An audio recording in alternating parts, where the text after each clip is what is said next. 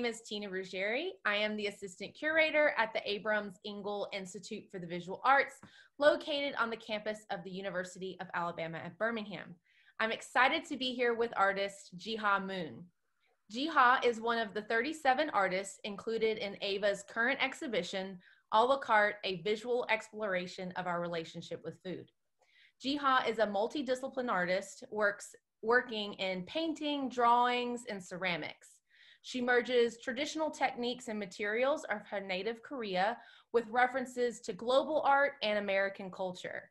She has had solo and group exhibitions at galleries and museums such as Crystal Bridges Museum of American Art, in Bentonville, Arkansas, Cheekwood Botanical Garden Museum in Nashville, Ario Gallery in Seoul, Korea, Mary Ryan Gallery in New York, Mindy Solomon Gallery in Miami, and that is just to name a few. Today, she's going to give us a little bit more insight into her work, Genie, that is currently on view in AEIVA's galleries. Jiha, thank you so much for joining me today. Hi, nice to meet you here. Thank you so for having me for this talk. First, I just want to ask a simple question about how you became interested in art and why you wanted to become an artist. Well, that's an interesting question. When I was young, I guess I wasn't really good at many other things, but every time I draw or paint, people gave me lots of compliments and I could get attention I was seeking for being a middle child. And I always wanted to have attention from my parent, but it was very competitive in a way. And it became very natural and my parents were really supportive and I could pursue. I never have thought of becoming anything else besides being an artist. So it became very organically, naturally, my dream. Yeah. Can you tell us about where you studied? Because you have a degree from Korea, but you also have a degree in the States as well. Yes, I came to the States when I was 26, so I was already grown up and as a young adult. I got my bachelor's degree and master fine art degree in Korea. I have BFA from art education in Korea University. And I have my MFA in Ewha Women's University in South Korea, Seoul, South Korea. And I was not sure. I felt like the world is a bigger place. And before I really pursue something more committed for my family's obligation, there's people always telling me that I have to do this and that. I felt like I needed to explore more. And I asked my parents if I could go study more to explore the world. And we had some struggle, but they finally decided to support. And they told me, if you are going to abroad and support yourself to have another MFA, that's the money you're using for your marriage. They saved the money for me to get.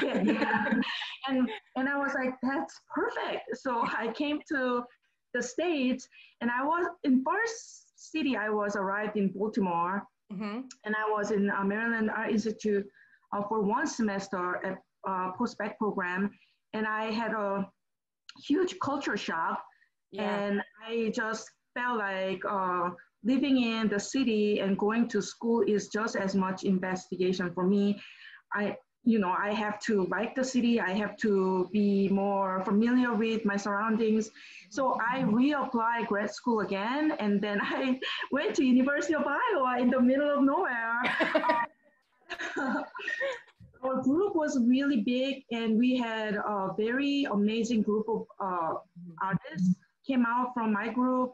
And there are a lot of them are full professors and very active artists. And we had really great studio situation. So I love that program and I learned my English so much there because I had to defend and I would be able to talk about my work and with all the other people. And I was like one of only few international students in that program. So remember, I got all the attention I wanted. University of Iowa was really a great program, and I had spent so much time with my colleague and professors, and I had a humongous studio there. So I have my second MFA in University of Iowa. That's amazing. And I think that's really important to know about you as an artist, that you have 2 MFA degrees in 2 different countries. And that really is influencing your work. And that is why you make the art that you make today. And so I'm going to go ahead and share my screen. There we go. So this is the work that is an a la carte. And I want to just start with the title, Genie. So can you talk us through what the meaning of that is for you and why you titled this work that? Well, I was really taken by this magic realism, and I wanted to sort of use that as metaphor in my work. And because I'm doing a lot of ceramic work, and then all this imagery, traditional imagery on pots and, you know, ceramic sculptures, ceramic stuff in like 19th century Korean period. And I thought that, you know, I wanted to sort of create a little drama that dragon could come out of the pot, become almost like a magically realistic in a way. So this piece was kind of like looking for the piece that how I can combine both Eastern and Western, also kind of touch the popular culture in a way that everybody sort of get engaged with it. And Disney, like, you know, cartoon and then character and animation were part of my sort of actor in many of my work. And when I do that, people immediately relate it to American popular culture. So I sort of wanted to use that as a platform. So there's not definite Genie in it, but you kind of get a sense of the storytelling. When Genie comes out, that magically things become truth, or like, you know, magical things happening. So I sort of project that Genie quality to that dragon. You know, so there's a lot of like a complex and sort of like complex at the same time funny metaphor in this work. So the dragon is one thing, but also banana is another, you know, metaphor here. Yeah, and that's like I was gonna say that's like a reference to Andy Warhol's banana, right? Yes, yes. Andy Warhol's banana, the Velvet Underground, the album cover that a lot of people actually noticed, because like the artists and musicians have collaborated, and it's always a popular, like, you know, theme, and it brings more audience. And I really, really love that collaborative like effort. And here by referencing not only Andy Warhol's like Velvet Underground cover banana, but there's another metaphor here. Not so many, some people know, but it's not as popular as I thought, but a lot of Asians know, second generation of Asians, they know banana is like how they call second generation of Asian, that inside white, outside yellow. So it's a kind of like heavier joke, but I wanted to bring that up. Like, you know, is it a bad thing or a good thing, or it's a trendy thing? Or for me, like, I'm not making a judgment. I'm like a sponge. I absorb everything and reflect to my work, and then have that metaphor has a different meaning to it, and, you know, in my work.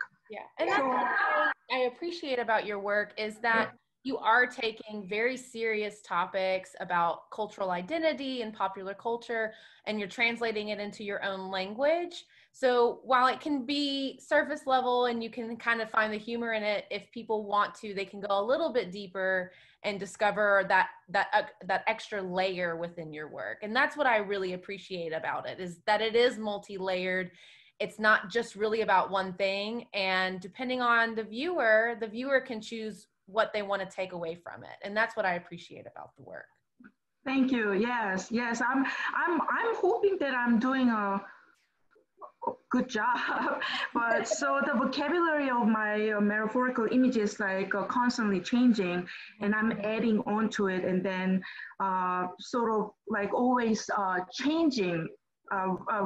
responding to our current time. So about like maybe 15 years ago, I started out with the Pac-Man, and I was looking at the video game and like, you know, how those things go around and eat stuff. And it's kind of visually fun at the same time, bring back the nostalgic memories. And the Pac-Man actually, I look at it for a long time, and I feel like I also visually almost like hypnotize myself in a way that I'm always looking for the similar format and try to make sense of what I'm interested in right now. And Pac-Man become like pizza shape, also become emoji, and also become here looks definitely like bird's eye view of like fortune cookie. So you see that, the top marks, with the fortune cookie and then the motif of a peach and a heart. And I know that the fortune cookie, the banana, and the peach are reoccurring themes within your work. And I was going to get you to talk a little bit about those because of like, especially a fortune cookie, it's very much, I mean, you get it at a Chinese restaurant after you have your meal, but it's very much an American made item that you wouldn't necessarily get in China, but we get it here at our Chinese restaurants. And so I find that very interesting, the type of dialogue that you're bringing into your work with something like as simple as a fortune cookie. It's not quite as simple as it seems. Right. I think it's really fascinating because, as an example, when I had a show in Washington, D.C., curator's office, we sort of start out like do-it-yourself show in Andrea Poland, the director's house in the basement. And we kind of use that home environment to do a floor installation with my table. So I have lots of fortune cookies. And I had, of course, a small artist talk there. And after the reception, someone came to me and then said, by the way, why are you using fortune cookie? Isn't fortune cookie a Chinese thing? After I talk about my whole installation, you know, I thought that I kind of brought it up and explained really well, but there's still a viewer came up to me and then, you're Korean, why are you doing fortune cookie? So I thought that was kind of hilarious. And at this point, I'm not really trying not to be irritated, but educate more. Well, wait a minute, fortune cookie is American thing. You know, it's not a Chinese thing. By the way, just because I'm Korean, I could actually use any type of, you know, metaphor if I find it a good reason to support my work. So I thought that was kind of funny. And I think it is interesting because the idea that a lot of Americans associate it as Chinese, it's not, it's American. And that's what you play a lot with in your work. And you had a discussion recently, I think, with the Hazley Institute about the show Displacements. And what I found really interesting about that talk is you talk about how you're not really talking about necessarily just Asian culture. You're really talking about the Americanized idea of Asian culture. Yeah. I mean, we have to include, like, if you like to eat Chinese food, Korean food, Mexican food, Indian food, you only like to enjoy their culture, but you're not really including people because they're American too. Like, you know, also in 2000, I think 2007 or 10, when I had a show in New York, I titled my show American Appendage. So like always, like there's something always in front of American, like Italian American, Korean American, Chinese American, but Native American, you know, and we ended up in America, being American. So I think that we have to look at ourselves again, like, you know, what is the portrait of ourselves? Like, how is America look like? And it's really diverse and multifaceted. And you can't really pinpoint only one type of race or one type of culture as American culture. And I think it's a powerful thing because we are really multiracial and very complex and hybrid. It's the power, where the power coming from. Exactly. So in my work, I'm trying to do more and more of that. Your work in a way as a portrait of yourself. You are Korean American. You call yourself Korean American. You're not just one or the other, you're both, and you have put both of those identities together into your work in a really beautiful way, but also in a way to help educate and promote that beautiful connection between the two selves. And I love that.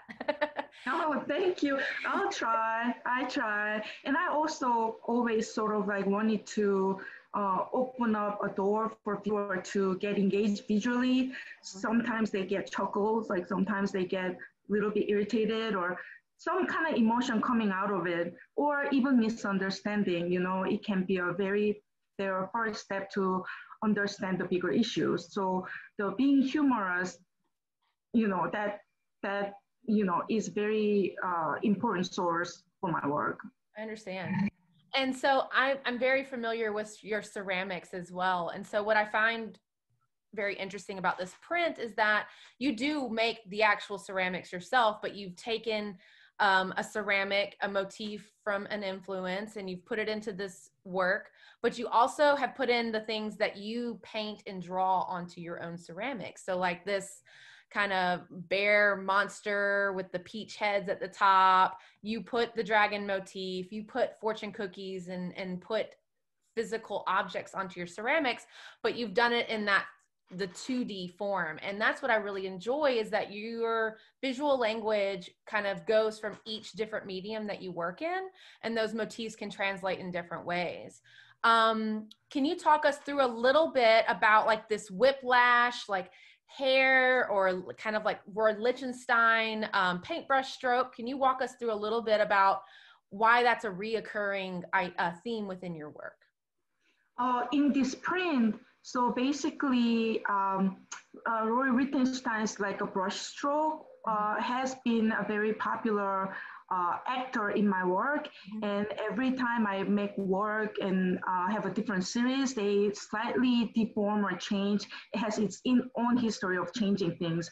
They never come out the same way they were. And for me, I was fascinated by that brush stroke, how he freeze in time. It is really something abstract and spontaneous and very fast act that he sort of froze in time and then sort of make it more graphic and a very stillness in it. And I was absolutely stunned by it. And like something fast and something slow can exist at the same time. And how we read the images that way, and that's possible. So I was really fascinated by that. But then there's another take to look at that brush stroke. It looks, he uses those brush stroke, those color and then iconographies in existing all American beauty in his paintings.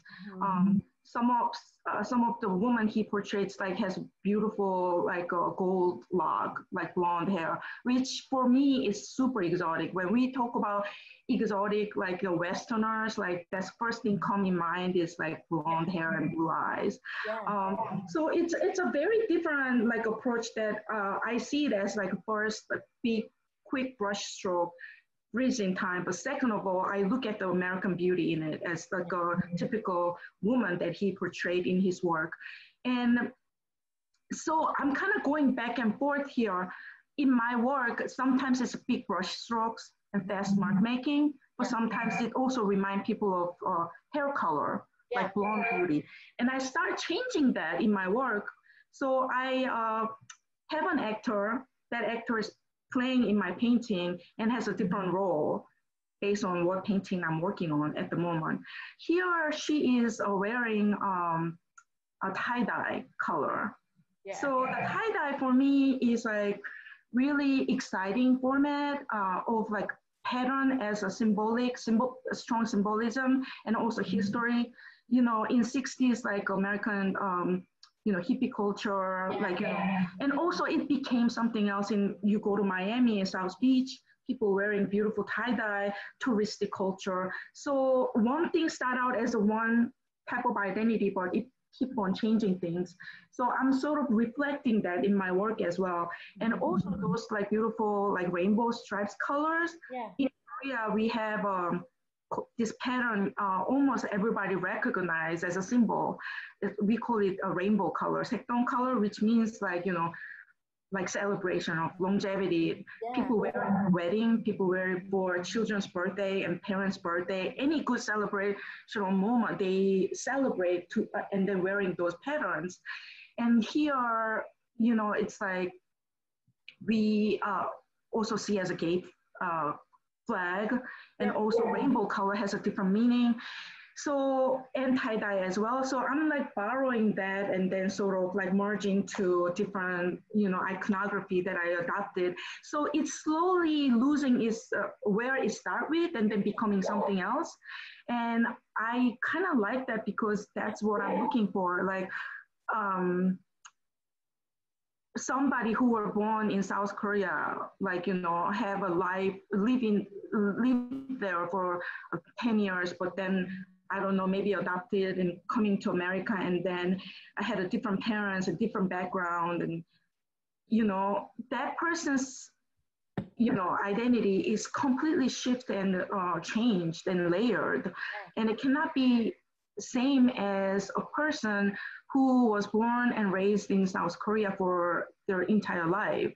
Yeah. Although they look very similar from outside, how do you distinguish that? And you can't almost pinpoint like who's from where.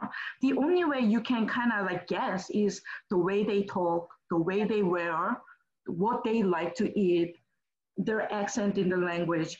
So all those things are, you know, added on and then build up.